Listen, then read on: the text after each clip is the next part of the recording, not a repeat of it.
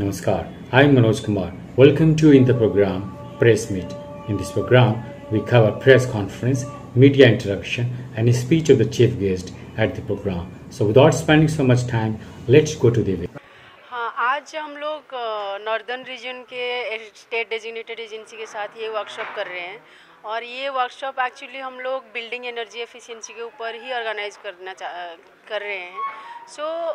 जो बिल्डिंग्स है हमारे नए जो न्यू बिल्डिंग्स आ रहे हैं जो 100 किलोवाट के ऊपर है, जो equal to and above 100 kilowatt है कमर्शियल बिल्डिंग्स, और जो रेजिडेंशियल बिल्डिंग्स है 3000 meter square equal to 3000 meter square and above है, उनको कैसे हम एनर्जी एफिशिएंट कर सकते हैं।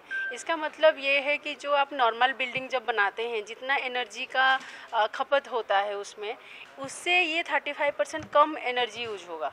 तो आप अगर नॉर्मल कोई बिल्डिंग बनाएंगे उसमें आपका ज़्यादा एनर्जी कंजम्पशन होगा। अगर इस energy conservation sustainable building code के तहत इसको बनाएंगे तो इसमें आपका 35% कम हो जाएगा एनर्जी कंजम्पशन, तो वो बिल्डिंग आपका एनर्जी एफिशिएंट हो जाएगा। इसके क्या होगा इसके वजह से आपका जो एक तो बिल्डिंग बहुत कंफर्टेबल हो जाएगा, आपको विंटर में वार्म फील होगा और समर में कूल फील होगा, तो आपको ज़्यादा एसी का भी ज़रूरत नहीं पड़ेगा।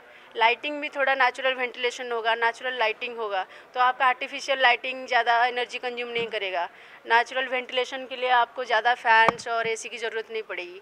सो इसके वजह से हम लोग आज ये प्रोग्राम ऑर्गेनाइज कर रहे हैं to sensitize all the state designated agencies, power departments, UDDs, so all the stakeholders who are involved in the building program, to sensitize that they should implement the new buildings as per this code.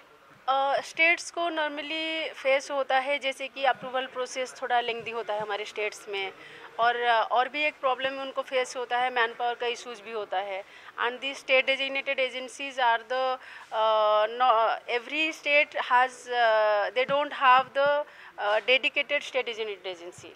So majorly we have total 36 states and UTs, and 36 states and UTs से only ऐसा दो ही state है जिसमें कि dedicated state designated agency है। Otherwise बाकी सारे जगह पे उनका एडिशनल रिस्पॉन्सिबिलिटी होता है, जैसे कोई एनर्जी पावर डिपार्टमेंट है या फिर इलेक्ट्रिकल इंस्पेक्टरेट है, उनको एडिशनल रिस्पॉन्सिबिलिटी दिया जाता है आप एनर्जी एफिशिएंसी एक्टिविटी करें। सो उसके वजह से उनको उतना टाइम नहीं दे पा रहे हो, सो इसके वजह से उनको काफ़ी सारे प्रॉब्लम फेस करते हैं। आप ECBC कोड की अगर बात करें, हम ECBC कोड तो 2007 में प्रेस्क्राइब किया था, बट अभी केवल 26 स्टेट्स और UTs ने इसको अडॉप्ट किया है। बट अभी हमने ECBC जो कोड था, एनर्जी कंजर्वेशन बिल्डिंग कोड, उसको हमने ECSBC में अभी मॉडिफाई किया है। ECSBC का मतलब है energy conservation sustainable building code, तो उसमें हमने सस्टेनेबिलिटी एस्पेक्ट को जोड़ दिया है। पहले जो एनर्जी कंजर्वेशन बिल्डिंग था उसमें हमने सिर्फ एनर्जी एफिशिएंसी का बात किया है कि आपका AC क्या होना चाहिए, बिल्डिंग एनवेलप भी बात किया है, लेकिन सस्टेनेबिलिटी की बात नहीं किया। सस्टेनेबिलिटी मतलब वाटर मैनेजमेंट, आप कैसे वाटर को एफिशिएंटली यूज़ करें, वेस्ट मैनेजमेंट, देन आपका इंडोर एनवायरनमेंट एयर क्वालिटी क्या होना चाहिए, सस्टेनेबल बाकी पैरामीटर्स जो है उसमें हमने इंटीग्रेट किया है। तो जो मैंने कहा एनर्जी कंजर्वेशन बिल्डिंग कोड पहले था, अभी CSBC हो गया है। अभी सितंबर 2024 में ही हमने इसको लॉन्च किया है, तो ये आप इसको दोबारा उनको नोटिफाई करना पड़ेगा और इसका रूल्स भी नोटिफाई करना पड़ेगा। तो उसके बाद फिर इसको जो ULB है, अर्बन लोकल बॉडीज़ है, उनको अपने इसको इंटीग्रेट करना पड़ेगा अपने बिल्डिंग अप्रूवल प्रोसेस में, तो उसके बाद ये इम्प्लीमेंटेशन शुरू होगा। तो चंडीगढ़ की बात करें तो चंडीगढ़ ने ECBC नोटिफाई कर लिया है।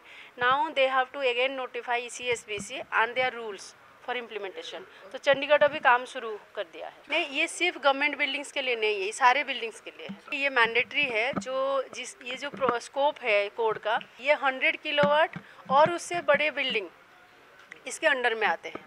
तो जो भी बिल्डिंग आएगा किसी स्टेट में तो उसके लिए ये मैंडेटरी है।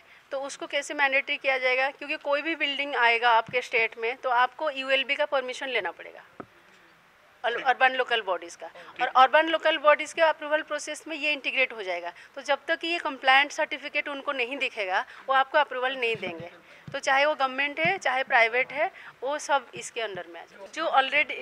जो ऑलरेडी कंस्ट्रक्टेड है उनके लिए ये कोड नहीं है, बट उनके लिए हमने रेट्रोफिट मैनुअल डेवलप किया है, जिसके थ्रू जो भी रेट्रोफिटिंग का ऑप्शन है, जैसे आप बिल्डिंग एनवलप में ज़्यादा कुछ चेंज नहीं कर पाएंगे, बट जो रेट्रोफिटिंग का ऑप्शन है, लाइक आपका पास HVAC सिस्टम है, आप उसको चेंज कर सकते हैं, एसीज़ को चेंज कर सकते हैं, आप जहाँ जहाँ पे भी जो रेट्रोफिटिंग है उसमें वो काम कर सकते हैं।